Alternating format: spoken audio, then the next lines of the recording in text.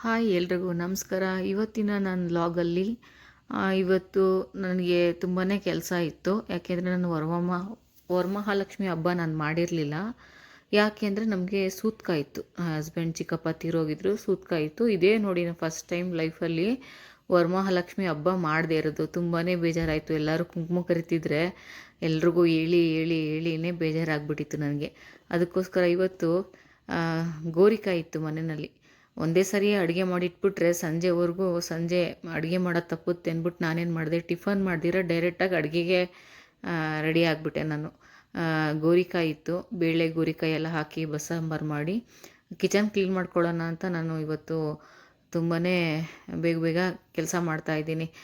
ಸಾಂಬಾರು ಮಾಡಿಟ್ಕೊಂಡ್ರೆ ಗೊತ್ತಲ್ಲ ಹೆಣ್ಮಕ್ಳಿಗೆ, ಸಾಂಬಾರಿದ್ರೆ ಸಂಜೆಗೆ ಅಡುಗೆ ಚಿಂತೆನೇ ಇರಲ್ಲ. ಸೊ ಅದಕ್ಕೋಸ್ಕರ ನಾನು ಬೇಳೆ ಮತ್ತು ಗೋರಿಕಾಯಿ ಹಾಕಿ ಬಸ್ಸಾರು ಮಾಡಿ ಅನ್ನ ಮಾಡಿ ಇಟ್ಕೊಂಡಿದ್ದೀನಿ. ಸಂಜೆ ಮುದ್ದೆ ಮಾಡ್ಕೊಳ್ಳೋಣ ಅಂತ. ಸೊ ನೆಕ್ಸ್ಟ್ ಇವಾಗ ನಾನು ಕಿಚನ್ ಕ್ಲೀನ್ ಮಾಡೋದೇ ದೊಡ್ಡ ಕೆಲಸ. ಯಾಕೆಂದರೆ ನಮ್ಮ ಮನೆ ಕೆಲಸ ಮಾಡೋ ಹುಡುಗಿ ಗಾಡಿಯಿಂದ ಬಿದ್ದು ಪಾಪ ಕೈ ಏಟು ಮಾಡ್ಕೊಂಡಿದ್ದೆ. ಸೊ ಇವಾಗ ಕಿಚನ್ ಕ್ಲೀನ್ ಕೆಲಸ ನನ್ನದೇ ಬಂದೆ. ಬೇರೆ ಎಲ್ಲ ಕ್ಲೀನ್ ಮಾಡ್ಕೊಂಡಿದ್ದೀನಿ ಒಂದೊಂದೇ. ಸೊ ಈ ಕಿಚನ್ ಒಂದು ಬಾಕಿ ಇದೆ. ಅದೇ ದೊಡ್ಡ ಸಾಹಸ. ಕಿಚನ್ ಕ್ಲೀನ್ ಮಾಡೋದೇ ದೊಡ್ಡ ಸಾಹಸ ಹೆಣ್ಮಕ್ಳಿಗೆ. ಅದೊಂದು ಕ್ಲೀನ್ ಮಾಡಿದ್ರೆ ನೋಡಿ ಇಡೀ ಮನೆ ಕ್ಲೀನ್ ಅನ್ನೋದಾಗೆ ಅಲ್ವಾ.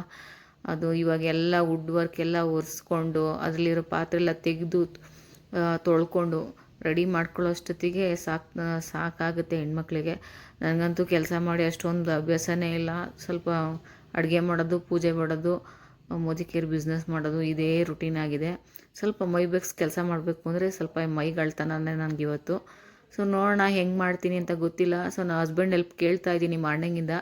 ಸ್ವಲ್ಪ ನನ್ನ ಪಾತ್ರೆ ಎಲ್ಲ ತೊಳ್ಕೊತೀನಿ, ಸ್ವಲ್ಪ ನೀವು ವುಡ್ ಕೊಡ್ರಿ ಅಂತ ಕೇಳ್ತಾ ಇದ್ದೀನಿ. ವುಡ್ ವರ್ಕ್ ಎಲ್ಲ ಕ್ಲೀನ್ ಮಾಡಿಕೊಡ್ರಿ ಕಿಚನ್ದು ಅಂತ.